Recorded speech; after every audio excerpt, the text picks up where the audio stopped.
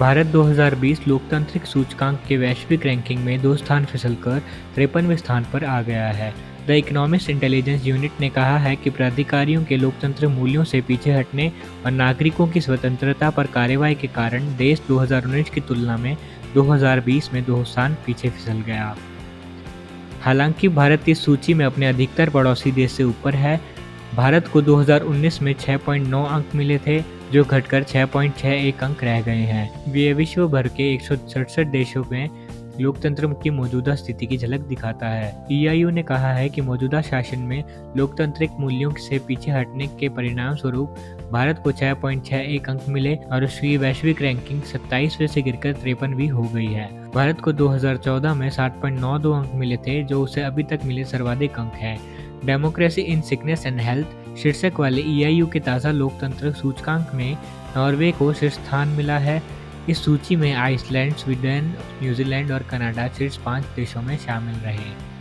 लोकतंत्र सूचकांक में 167 देशों में 23 देशों को पूर्ण लोकतंत्र, 52 देशों को त्रुटिपूर्ण लोकतंत्र और 35 देशों को मिश्रित शासन और 57 देशों को सत्तावादी शासन के रूप में वर्गीकृत किया गया है।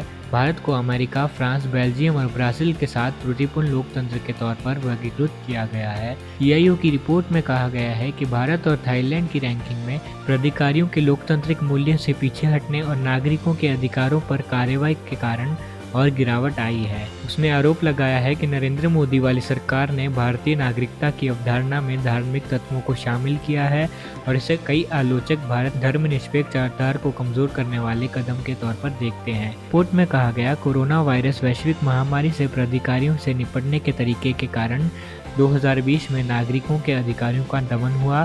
भारत 2019 लोकतांत्रिक सूचकांक में 51वें स्थान पर रहा था। भारत के पड़ोसियों में से श्रीलंका 68वें, बांग्लादेश 76वें, भूटान 84वें, पाकिस्तान 105वें स्थान पर रहा है। श्रीलंका को त्रुटिपूर्ण लोकतंत्र की श्रेणी में रखा गया है, जबकि बांग्लादेश, भूटान और पाकिस्तान को मिश्रित शासन के वर्ग में। अफगानिस्तान 139वें स्थान पर है और उसे सत्तावादी शासन के तौर पर वर्गीकृत किया गया है। ईआईयू ने एक बयान में कहा है कि एशिया ऑस्ट्रेलिया क्षेत्र के देश न्यूजीलैंड का चौथा स्थान बरकरार है, लेकिन इस क्षेत्र के देश उत्तर कोरिया अंतिम 167वें स्थान पर बरकरार है। जापान, दक्षिण कोरिया और ताइवान 2019 की तुलना में सूची में ऊपर आ गए हैं। ऑस्ट्रेलिया का भी पूर्ण लोकतंत्र का दर्जा बरकरार है। ऑस्ट्रेलिया 9वें स्थान पर है। ईआईयू ने कहा है कि इसके बावजूद एशिया के औसत क्षेत्रीय अंक में 2013 के बाद सर्वाधिक गिरावट आई है। इसका कारण कोरोना वायरस महामारी से निपटने के लिए दुनिया भर में लोगों की स्वतंत्रता पर लगाए कड़े प्रतिबंध हैं।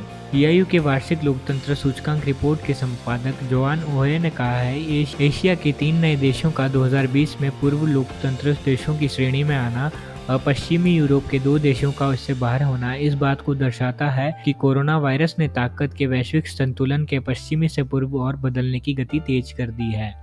उन्होंने कहा है कि एशियाई देशों ने यूरोपीय देशों की तुलना में कोरोना वायरस महामारी से अब तक बेहतर तरीके से मुकाबला किया है।